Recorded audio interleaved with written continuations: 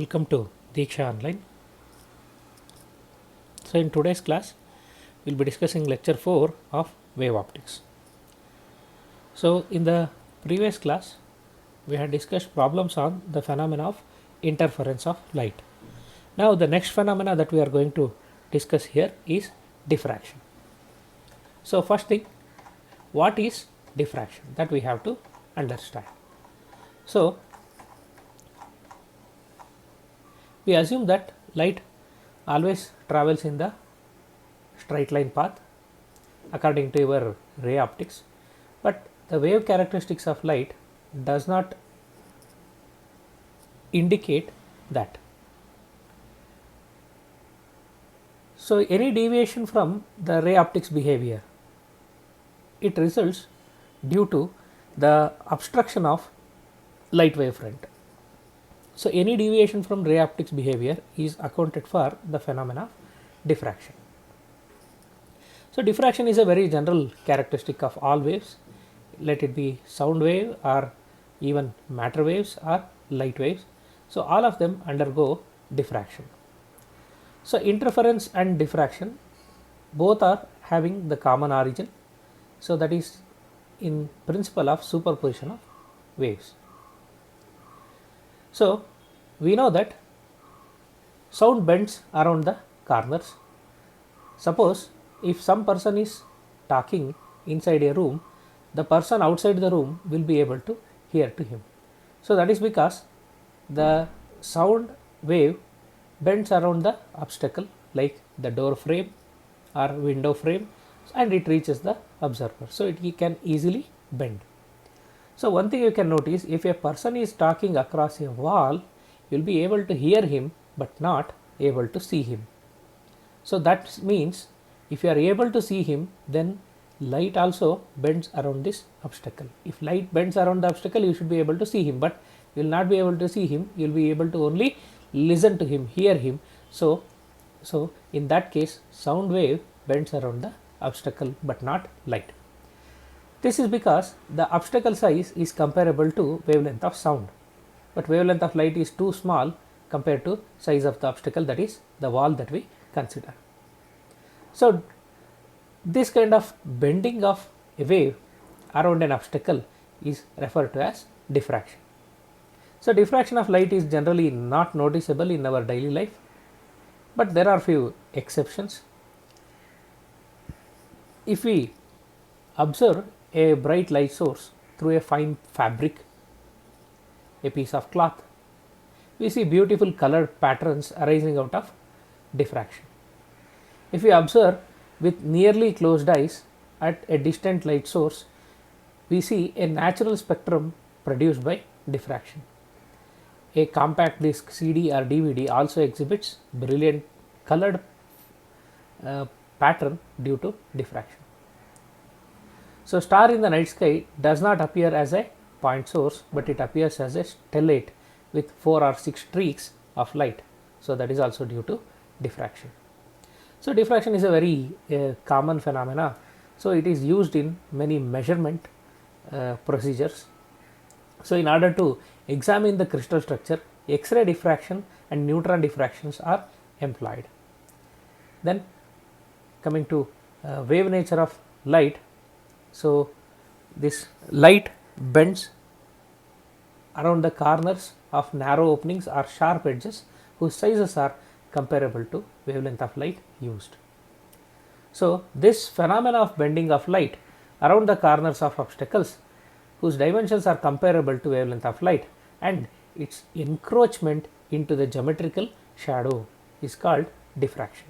So, encroachment into geometrical shadow means, suppose if I have a slit like this, if the light is incidented on the slit in this direction.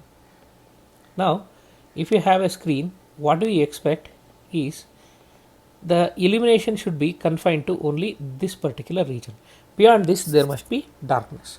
But what we observe is illumination will extend to some more extent. So, this is the region of geometrical shadow of the object. So, even in geometrical shadow, you will observe light. So, this is called encroachment of light into geometrical shadow. So, the phenomena of bending of light around the corners of obstacles whose dimensions are comparable to wavelength of light and its encroachment into the region of geometrical shadow is called diffraction. So, phenomena of bending of light around sharp edges of opaque objects and encroachment of light within its geometrical shadow is called diffraction. So, here is a photograph of diffraction. You can see there are diffraction bands here in this region. So, around the original image, so you can see the diffraction pattern. Now, it is exhibited by both longitudinal as well as transverse waves. And as I told you, it is easy to observe diffraction in sound waves than in light waves, as wavelength of sound waves is more than the wavelength of light. Wavelength of sound is of the order of 70 meters, whereas wavelength of light is of the order of 10 power minus 7 meters. Now, due to that phenomenon of diffraction, there are some consequences. First one, will not be able to produce very narrow beam of light. There will be spread. Our efforts to produce very narrow beam of light fails. So, it spreads. The spreading of very narrow light beam is due to diffraction. Then, sharp images of the objects cannot be obtained.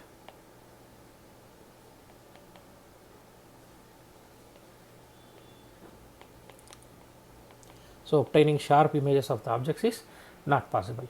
So, this is because the image of each object will be a diffraction pattern. So, sharpness will be lost. Then, two close lying objects cannot be seen as separate and distinct. So, close lying objects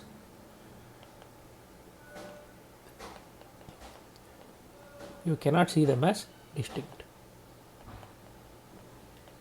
So, this idea gives rise to concept of what we call it as resolution. You might have heard this word with respect to the video quality and camera quality and all. So, same resolution here. So, close lying objects, their images cannot be seen as distinct because the sharp image of the objects is not formed. So, each image will be diffraction pattern of this and other close lying object, they overlap. So, we will not be able to see them as distinct. We will come back to the details of it later. So, this is the broad outlook of this diffraction. Now, I told you the sharp image of the object will not be formed, it will be instead a diffraction pattern. So, here is an example. So, this is a photograph of the edge of a razor blade which is illuminated from behind. So, it appears to have spread of light across the edges. See, at the edges you can see several images of the edge. So, here this diffraction pattern is formed because the blade edge is comparable to the wavelength of light that is used. So, these edges do not appear to be sharp and straight lines. So, they appear to be curved. Then coming to different kinds of diffraction. Suppose if you have diffraction of plane wavefront, then we call it as Fresnel diffraction.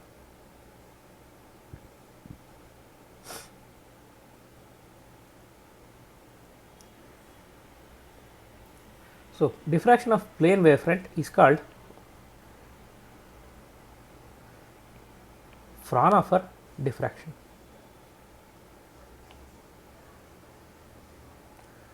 And you know very well that you get plane wavefront when the source is at infinity. So, you will get plane wavefront. So, if you use a spherical or cylindrical wavefront,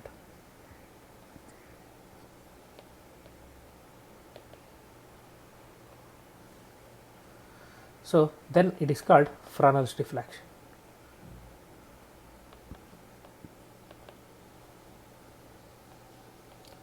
So, this happens when the source is at a finite distance from the obstacle. So, when you have spherical or cylindrical wavefront diffraction, it is called Fresnel's diffraction. If it is a plane wavefront, we call it as Fraunhofer diffraction. So here we will consider Fraunhofer diffraction at a single slit. So this is the schematic representation of Fraunhofer diffraction and its pattern. So a plane wavefront is incidented from this side. This is a single slit. Remember, in interference we had double slit, here we have single slit. So when it comes out, you will get the plane wavefront undergoing diffraction here. So it forms a pattern. At the center you will have a maxima, then there is dark, then again bright, dark, and so on. And notice one thing here, all the bright spots are not equally bright, all dark spots are not equally dark. So in that way it is different from your interference pattern. So the graph here shows the intensity distribution on the screen. So distribution of intensity on the screen. We will come back to that later. Now when a monochromatic light is passed through a single narrow slit, a broad pattern with central bright region is seen. On both sides of the central bright region there will be alternate bright and dark regions. So that is what we call it as diffraction pattern. So now in order to understand the diffraction pattern, the formation of diffraction pattern, we have to understand the superposition of waves, and you know very well it depends on the path difference. So we will consider the diffraction to be due to interference of secondary wavelets arising from the wavefront that is undergoing diffraction. So in order to calculate path difference, let us consider the slit. Let us say AB is the slit and D is the slit width. Now the waves from A and waves from B, they are travelling towards the screen, and these two waves will superpose at point P, and now our intention is to decide whether point P is bright or dark. So here what matters the most is the path difference between wave travelling from A to P and wave travelling from B to P. So in order to calculate path difference, let us draw AN perpendicular to the wave travelling from B. Now this length BN will give you path difference. BN will give you path difference. Now if the slit width is D and this angle is theta, that means if you are considering the point which is inclined at angle theta with respect to plane of the slit, then the path difference can be calculated. So if path difference, this BN is taken as delta x, then from this triangle, it is a right angle triangle, if you take sin theta, so sin theta is equal to opposite by hypotenuse BN by AB. So BN is path difference, so BN is equal to AB sin theta. So AB is nothing but D, the slit width, that is D sin theta. So path difference between the waves A and B which are meeting at a point P which is inclined at an angle theta to the with the perpendicular to the slit. So that is what we call it as path difference. So delta x is equal to D sin theta, where theta is what we call it as angle of diffraction. So this we call it as diffracting angle or angle of diffraction.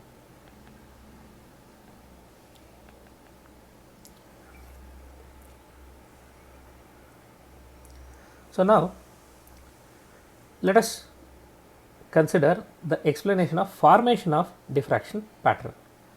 Now the first thing is what happens for central maxima.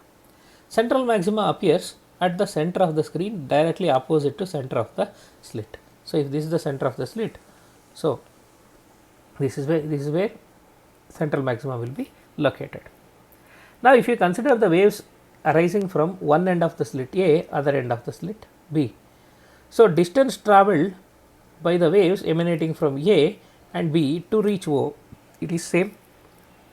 So AO is equal to BO. So path difference between the waves emanating from A and waves emanating from B will be equal to 0. Similarly, if you consider any point here, any arbitrary point, corresponding to that there will be another point. So, these two will travel same path and they interfere constructively. So, path difference is 0. So, that leads to constructive interference. So, at O you will have constructive interference due to that point O will be having maximum intensity. So, this leads to the formation of, it is not called as fringe here, we call it as band. So, it is a band of maximum intensity, that is what we call it as central maximum. So, it is called central maximum.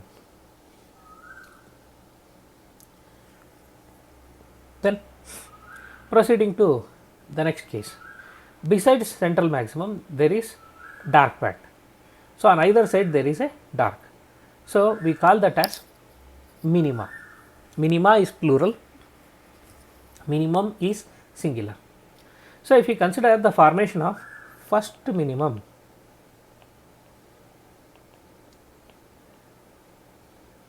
so in order to understand the formation of first minimum, let us assume that the slit AB is divided into two parts. So, then AC is equal to d by 2, CB is equal to d by 2. Now, the path difference between any two points, if you consider, see in this case for any point M1 taken between A and C, there exists another point M2 such that M1 M2 is equal to A by 2, right. So, M1 M2 will be equal to A by 2. Now, path difference between the waves emanating from M1 or M2. So, if I take it as M2P, see this is these three rays are going to meet at point P. If they do not meet, we make use of lenses here, because it is plane wavefront, we can make use of a lens so that they converge. So, M2P minus M1P, this is path difference between the waves emanating from point M1 and point M2. If this is calculated, see if the distance between these two is d and the path difference at the angle theta is d sin theta, then this must be A by 2 sin theta.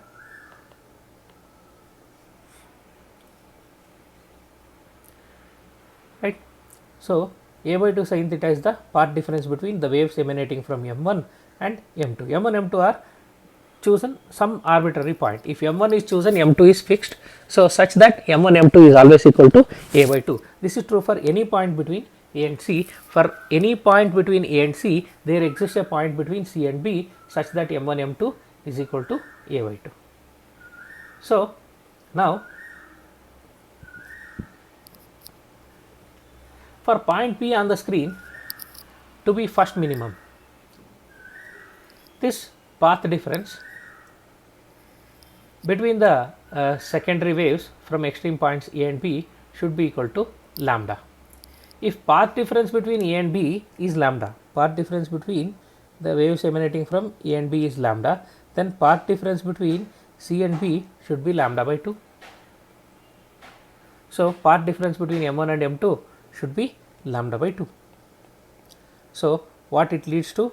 It leads to A by 2 sin theta should be equal to lambda by 2, or we had taken it as d. So, let us take it as d only.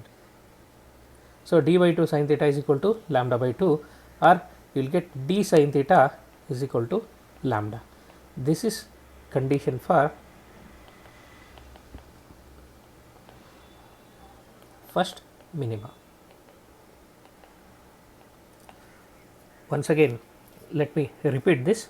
See, now we will assume, to understand the formation of first minimum, we will assume the slit to be splitted into two equal parts. So, AB is equal to D, then midpoint of AB is C. AC is equal to D by 2, CB is equal to D by 2. Now, if you consider any arbitrary point M1 between A and C, there exists another arbitrary point between C and B called M2 such that distance between M1 and M2 is equal to D by 2. This is always possible. So, for every m1 there will be m2. See, if m1 is here at A, then m2 is coinciding at C. Now, if point P has to be minimum, then the path difference between the waves emanating from m1 and m2, that is m2p minus m1p, should be equal to d by 2 sin theta. This must be equal to lambda by 2. For destructive interference, if it has to be minimum, they should undergo destructive interference. For first minima, the path difference must be lambda by 2. So, d sin theta divided by 2 is equal to lambda by 2. 2 get cancelled, you will get d sin theta is equal to lambda. This is condition for first minimum.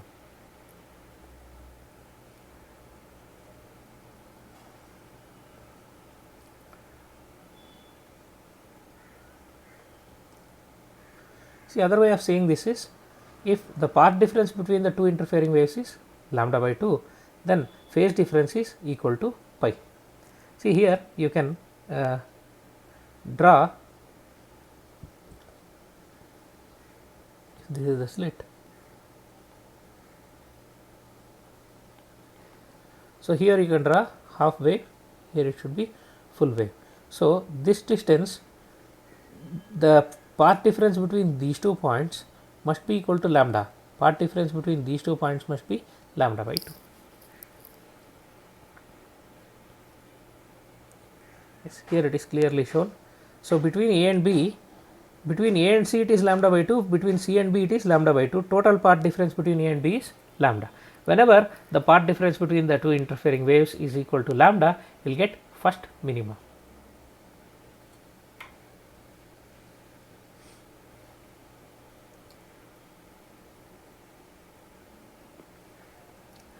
Now, if you want to understand the formation of second minimum, then for formation of second minimum, let us assume the slit to be split into 1, 2, 3, 4 parts. Then 4 equal parts means, let us say this is C1, this is C, this is C2. So, between these two it must be lambda by 2. Between these two it must be lambda by 2, the path difference. Between these two it must be lambda by 2, between these two it must be lambda by 2. Now, here I can draw half a wave, here I can draw full wave, here I can draw 1.5 wave, here I can draw 2 full waves. Now, for every point m1 between A and C1, there exists a point m2 between C1 and C, so that they are having path difference of lambda by 2, so they interfere destructively. So, the light from this they get cancelled.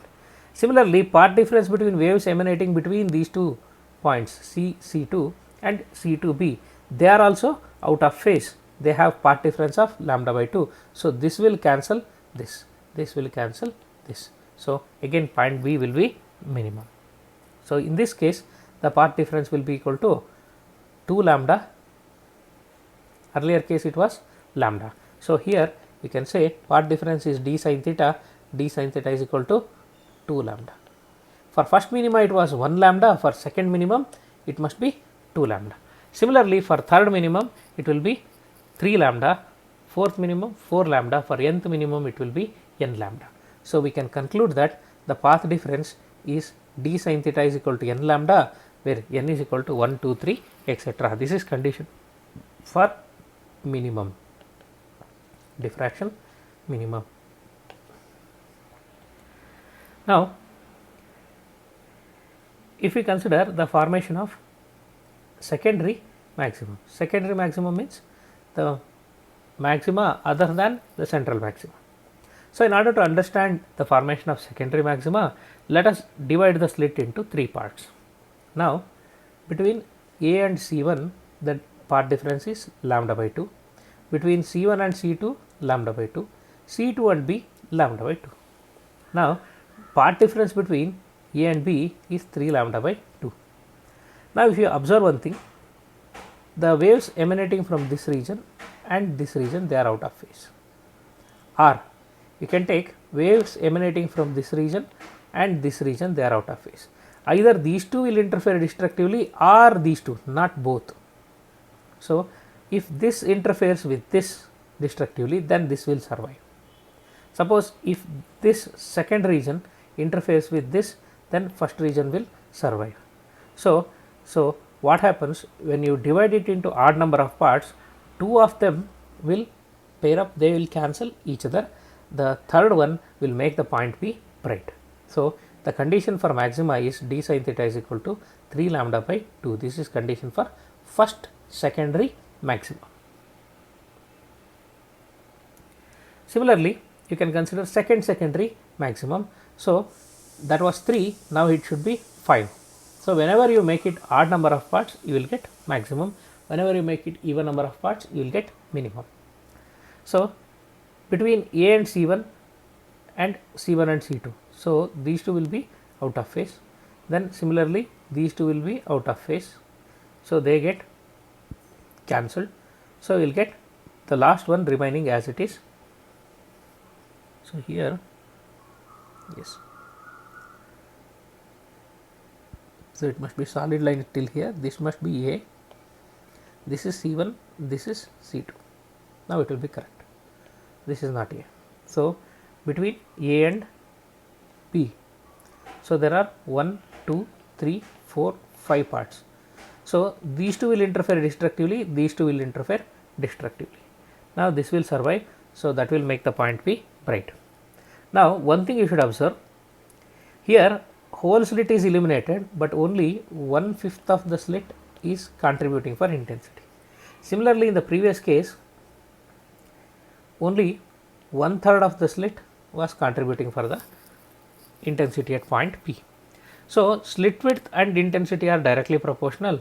That's why what happens, as you move away from the central maximum, bright bands become less brighter. So this is what happens. So because of this, we get the diffraction pattern. So diffraction pattern is as we had seen in the previous diagram. Yes, this is the diffraction pattern. So the pattern consists of central maximum. So alternate bright and dark bands. This is it. So intensity of central maximum is maximum. Besides that, there are secondary maxima. So this is first secondary maxima, this is first secondary maxima on either side of it. So in pattern, this is first secondary maxima, this is first secondary maxima. This is second secondary maxima, this is second secondary maxima. This is first minima, this is also first minima, this is second minima, this is second minima. So the graph of intensity distribution is given by this graph that is shown here.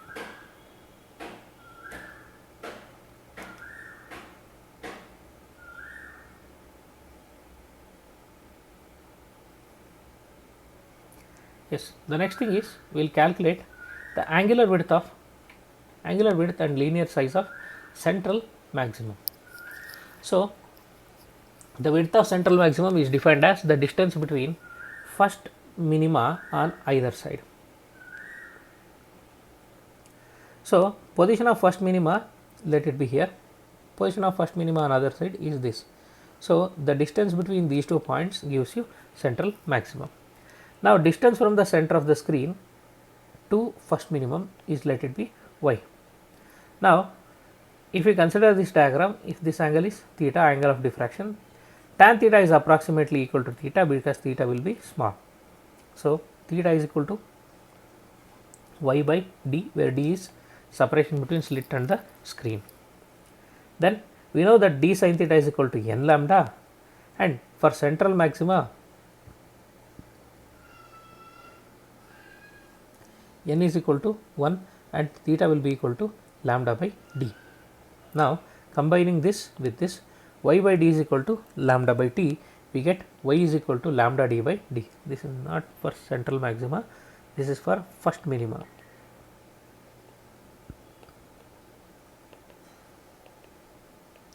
So for first minima n is equal to 1. So making use of the approximation, sin theta is approximately equal to theta and tan theta is approximately equal to theta. Using them we will get this. Now angular width of central maxima is given by 2 theta. So that means if I join these two, this is 2 theta, this is angular width. So 2 theta will be equal to 2 lambda by d. theta is lambda by d, 2 theta is 2 lambda by d. So linear size is 2y, that is equal to 2 lambda d by d.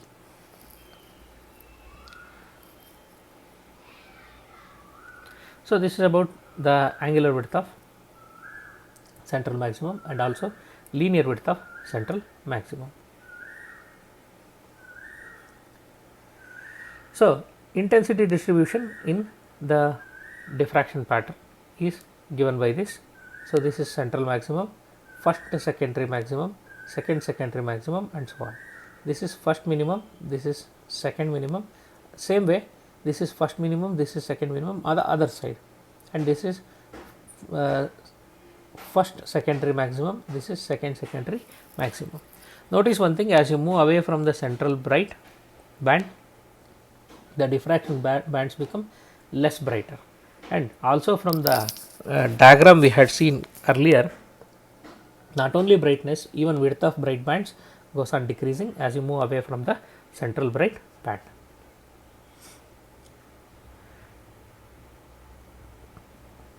Now coming back to types of diffraction, I had told you this. So if the source of light and the screen are at finite distances, then it is called Fresnel diffraction. So here wavefronts will be spherical or cylindrical. The analysis of the pattern is complex because handling spherical and cylindrical wavefronts is not that simple. So in your syllabus, we have only Fraunhofer diffraction at a single slit. So here slit and the screen are source of light and the screen are infinite distance apart. So the wavefronts used are plane. So analysis is much easier than Fresnel's diffraction pattern. So in order to achieve this condition, to get the plane wavefront, two convex lenses will be used to produce the pattern. So the two convex lenses are used like this. Suppose if you have a point source, from this we get the diverging wavefront. So here one convex lens is used such that this diverging beam is made parallel. So the source is kept at the focus of the convex lens so that you will get a parallel beam. Now this is made to fall on the slit, then there will be screen. So this is parallel beam of light. So in order to make them converge, again we will use one more lens. So they will converge to a point.